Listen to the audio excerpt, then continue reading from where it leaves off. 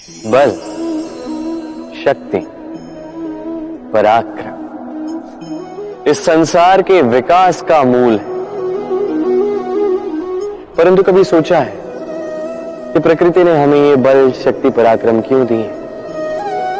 ताकि हम जीवन में किसी का उद्धार कर सके, किसी की सहायता कर सके, किसी के लिए कुछ अच्छा कर सके, किसी निर्धनी, किसी दुर्बल की रक्षा हम कर सके, इस बल, इस शक्ति का सदुपयोग कर सके।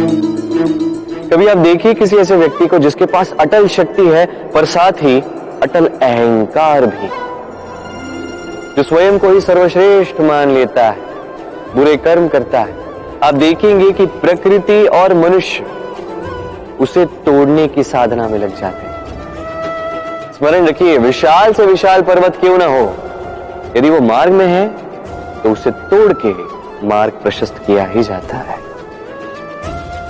तो यदि आपके पास शक्ति है, बल है, पराक्रम है, तो इसका सदुपयोग कीजिए, किसी की सहायता कीजिए, किसी की रक्षा कीजिए। यदि आप अपनी शक्तियों का दुरुपयोग करते हैं तो स्मरण रखिए, आप अपने ही विनाश को आमंत्रित कर रहे हैं। अब बल अर्जित करने के पश्चात, ये शक्ति अर्जित करने के पश्चात आप स्वयं का विनाश चाहते हैं या इस संसार का उद्धार चाहते हैं, निर्णय आपका। मनुष्य और धन, इन दोनों में संबंध अत्यंत गहरा है। धन वो शक्ति है जिसका उपयोग मनुष्य करता है सांसारिक वस्तुओं को खरीदने के लिए, अपना जीवन यापन करने के लिए। और मनुष्य वो शक्ति है जो धन को महान बना देती है। अब एक बात है, उपयोग करना चाहिए धन का और प्रेम करना चाहिए मनुष्य से। ये बात अधिकतर लोग समझ नहीं पाते। लोग यही सबसे बड़ी भूल कर बैठते हैं। वो प्रेम करते हैं धन से और उपयोग करते हैं मनुष्य का। ये अनुचित है। देखिए, आप किसी सुई से युद्ध नहीं लड़ सकते, ना किसी तलवार से वस्त्र सी सकते नहीं। क्या किसके लिए है यह समझना आवश्यक है। आप भी उचित दिशा में कदम उठाइए। प्रेम कीजिए मनुष्य से और उपयोग कीजिए धन का। यदि आप मनुष्य का उपयोग करने लगे तो आपको प्रेम होने लगेगा धन से। ये प्रेम धीरे धीरे परिवर्तित होगा लोभ में और धीरे धीरे ये आपका अंत कर ही देगा। तो सभी मनुष्यों से प्रेम कीजिए।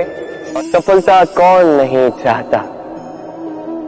सफलता को प्राप्त करने का, शिखर पर पहुंचने का अलग ही एक आनंद है। और जीवन में अपने कौन नहीं चाहता? हर एक व्यक्ति चाहता है कि जीवन में मेरे कुछ अपने हो जो सदैव मेरे साथ रहे, क्योंकि अपनों के साथ ही तो सफलता का आनंद सबसे अधिक आता है। परंतु होता क्या है, कई बार सफलता की खोज में उस मार्ग पर चलते चलते हम अपनों से दूर हो जाते हैं, ना चाहकर भी कभी कभी हो जाते हैं। उन्हें समय नहीं दे पाते, कभी कभी भूल जाते हैं कि सफलता का वास्तविक आनंद अपनों के साथ ही है।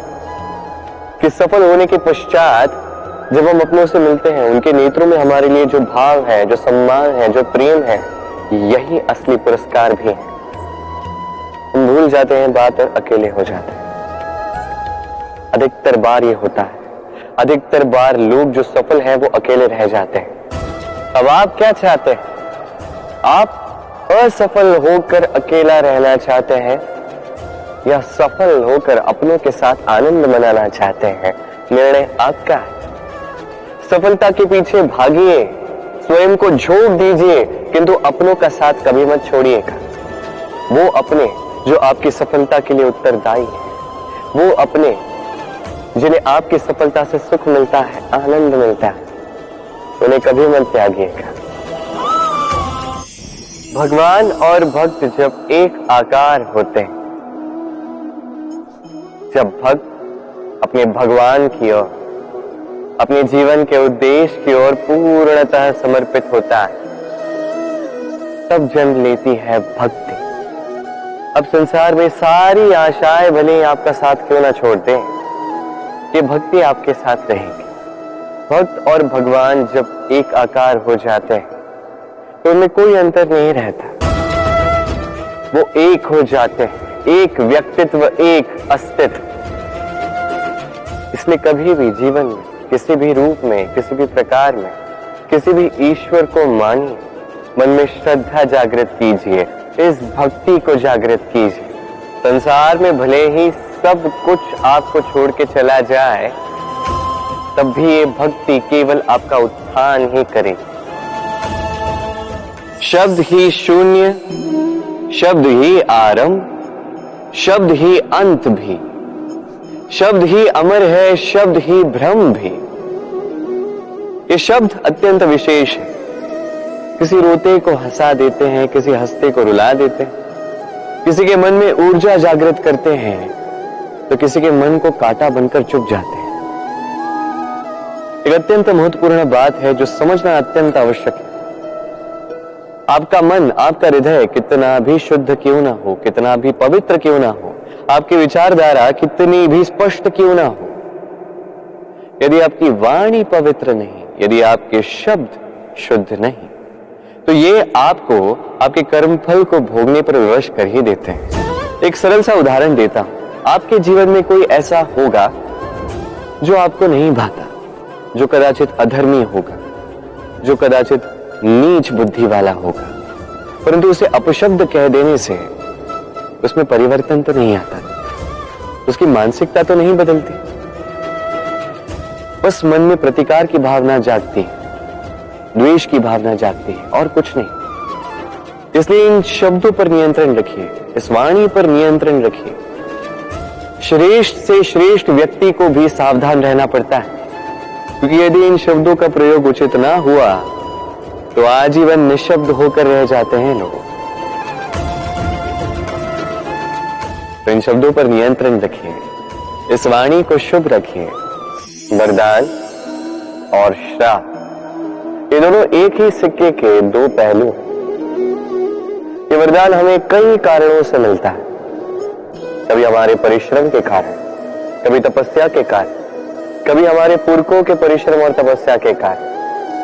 परंतु ये वरदान कब तक वरदान ही रहेगा, ये हम निश्चित नहीं करते। ये निश्चित करते हैं केवल हमारे कर्म। यदि आपको उदाहरण दूं तो किसी रेशम के कीड़े को देखिए, उसे वरदान प्राप्त है कि वो अपनी सुरक्षा के लिए खोल बना सकता है। अब वो उसमें इतना मधान हो जाता है कि वो एक ऐसा खोल बना देता है जिसमें स्वयं ही गिरता है, दबकर मर जाता है। इसका तात्पर्य क्या है?